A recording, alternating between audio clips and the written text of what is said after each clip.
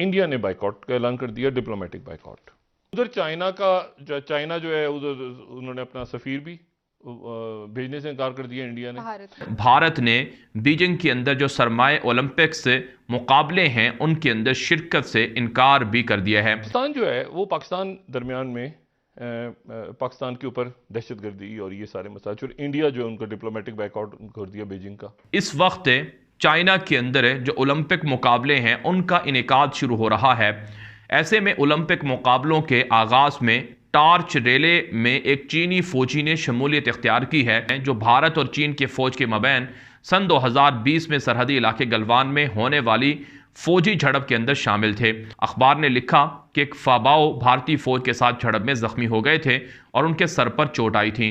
अच्छा, जितना शेख रशीद साहब को अपनी पाक फौज पर यकीन है उतना ही पूरी कौम को यकीन है। पहले तो मुझे यह समझ नहीं आता कि किसी भी मुल्क का वजीर दाखिला यह बयान कैसे दे सकता है। वो कैसे कह सकता है कि अगले 2 महीनों में दहशतगर्दी बढ़ेगी, भले ही उसको पता हो। ये बात बताने की नहीं होती है। आपके मुल्क से सरमायाकारी उठ जाती है, सरमायाकार भाग जाता होता है, अवाम में एक अजीब किस्म का खौफ फैल जाता है। 10 रोज में दहशतगर्दों की जानिब से ये तीसरा हमला किया गया। हेलो फ्रेंड्स, जय हिंद। हिंदुस्तान स्पेशल में आपका स्वागत है दोस्तों। जैसा कि दोस्तों आपने क्लिप में देखा, भारत के चीन के विंटर ओलंपिक्स का बॉयकॉट करने से पाकिस्तान बौखला गया है। भारत विंटर ओलंपिक्स 2022 की किसी भी ऑफिशियल सेरेमनी में अपना राजदूत नहीं भेजेगा। डीडी स्पोर्ट्स बीजिंग में होने वाले विंटर ओलंपिक्स का उद्घाटन और समापन समारोह का प्रसारण भी नहीं करेगा। दरअसल चीन ने गलवान घाटी में भारतीय सैनिकों के हाथों मार खा चुके जख्मी अफसर को विंटर ओलंपिक्स का टॉर्च बीरर बना दिया। चीन की इस घटिया हरकत का भारत ने मुंह तोड़ जवाब देते हुए चीन के विंटर ओलंपिक्स का डिप्लोमेटिक बॉयकॉट कर दिया। यह भारत की तरफ से चीन के मुंह पर करारा तमाचा है। पाकिस्तानी मीडिया भारत की इस जवाबी कार्रवाई से बहुत हैरान परेशान है। आज की वीडियो में पाकिस्तानी मीडिया ने और क्या कहा, so friends let's start this very interesting video. Thank you so much. तो इंडिया ने बाइकआउट का ऐलान कर दिया, डिप्लोमेटिक बाइकआउट। अच्छा, पाकिस्तान जो है वो पाकिस्तान दरमियान में पाकिस्तान के ऊपर दहशतगर्दी और ये सारे मसाइल, और इंडिया जो है उनका डिप्लोमेटिक बाइकआउट कर दिया बीजिंग का। इधर से पाकिस्तान कह रहा है कि हम जो है वो हिमालय से बड़ी हमारी दोस्ती चाइना के साथ है। उधर चाइना जो है उधर उन्होंने अपना सफीर भी भेजने से इनकार कर दिया इंडिया ने। और तवज्जो हटाओ मुहिम के तौर पर उन्होंने वो दाइश का भी वो आना था, ये यहाँ पे यूएई की मदद, इधर सारा इशू हुतीज का खड़ा है। वो एक बंदा पता नहीं वो दाइश को मार दिया, अमरीकी फौज में मार दिया। वो अभी तक किसी को बात हुई मेरी, उन्होंने कहा हमें तो पता ही नहीं था यहाँ पर कोई बंदा भी है। ये दाइश का सरबराह कहा जा रहा है। मसला ये है कि वो अचानक वहां पे मार दिया। अमेरिका गया नहीं है अफगानिस्तान से। फारनासी का हम बात कर लेते हैं चीन और भारत के दरमियान तलखियों के हवाले से, तनाज़ात के हवाले से। आप जानते हैं चाइना और भारत के दरमियान वादी गलवान में जून 2020 में लड़ाई हो चुकी है। इस वक्त चाइना के अंदर जो ओलंपिक मुकाबले हैं उनका इनेकाद शुरू हो रहा है। ऐसे में ओलंपिक मुकाबलों के आगाज़ में टार्च रेले में एक चीनी फौजी ने शमूलियत इख्तियार की है, जिस पर भारत काफ़ी नाराज़ हुआ है और भारत ने बीजिंग के अंदर जो सरमाए ओलंपिक्स मुकाबले हैं उनके अंदर शिरकत से इनकार भी कर दिया है। इस हवाले से नासिका में एक रिपोर्ट में यह बताया जा रहा है कि बीजिंग के अंदर सरमाए ओलंपिक्स के टॉर्च रेले में शामिल एक चीनी फौजी की वीडियोस और तस्वीर चीनी मीडिया पर काफ़ी नुमाया तौर पर पेश की गई।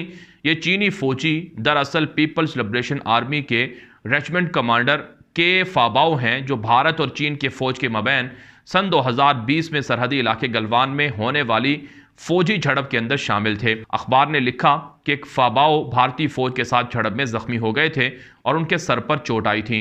अब भारत इस मामले पर नाराज है। भारत में पीएलए के रेजिमेंट कमांडर फाबाओ को ओलंपिक्स टार्च रेले में शामिल किए जाने पर सख्त नाराजगी का इजहार किया जा रहा है और इस हवाले से भारत ने इन ओलंपिक मुकाबलों की इफ्तिताही तकरीब में शिरकत से भी इनकार कर दिया है। साबित यह होता है कि एक दफा दोबारा दहशतगर्दी सर उठा चुकी है। वो दहशतगर्दी के जिसको रोकने के लिए हमने 70,000 जानें दी, वो दहशतगर्दी कि जिसके खात्मे के लिए पाकिस्तानियों ने, पाकिस्तानी फौज ने अपनी जान की कुर्बानी दी, अपने माल की कुर्बानी दी, पाकिस्तान की मईशत को जितना बड़ा धचका पहुंचा इसकी वजह से, वो भी आपके सामने है। लेकिन सवाल ये पैदा होता है नाजरीन कि ये दहशतगर्दी दोबारा क्यों सर उठा रही है। सवाल ये पैदा होता है, सवाल तो होगा कि माशी महाज पर मुश्किलात का शिकार हुकूमत अब इस दहशतगर्दी के इस जिन को कैसे काबू करेगी।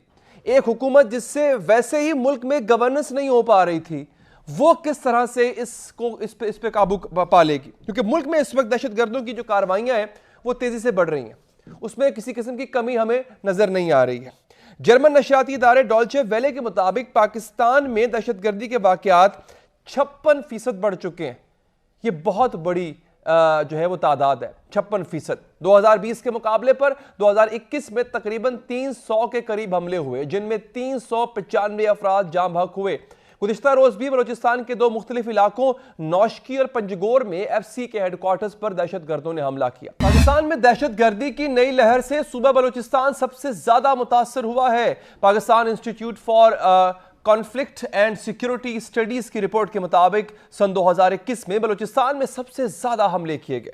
इससे पहले 27 जनवरी को बलूचिस्तान के ही इलाके केच में दहशतगर्दों ने सिक्योरिटी फोर्सेस की चेक पोस्ट पर हमला किया था और 10 फौजियों को शहीद किया था, जबकि वजीर दाखिला शेख रशीद भी खबर दे चुके हैं कि आने वाले दिनों में दहशतगर्दी की कार्रवाइयों में इजाफा होगा। पहले तो मुझे यह समझ नहीं आता कि किसी भी मुल्क का वजीर दाखिला यह बयान कैसे दे सकता है।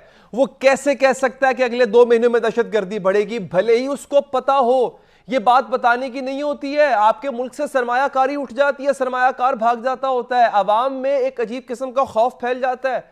एक जानब दहशतगर्दी बढ़ती जा रही है, वज़ीर दाखिला इस बात से भी आगाह है और ये मजीद बढ़ेगी। लेकिन सवाल तो होगा कि क्यों बढ़ेगी। क्या बतौर वज़ीर दाखिला शेख रशीद का काम सिर्फ ये बताना रह गया था कि दहशतगर्दी मजीद बढ़ेगी? वज़ीर दाखिला किस मर्ज की दवा है? क्या वज़ीर दाखिला का काम इस बात को यकीनी बनाना नहीं है कि दहशतगर्दी ना बढ़े?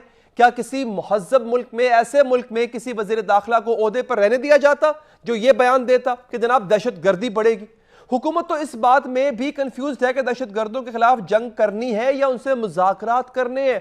70,000 पाकिस्तानी दहशतगर्दी का शिकार हुए, मईशत को $150 अरब का नुकसान हुआ। आर्मी पब्लिक स्कूल पर हमले के बाद पाकिस्तानी कौम ने यकसू होकर दहशतगर्दों के खिलाफ ऑपरेशन किया।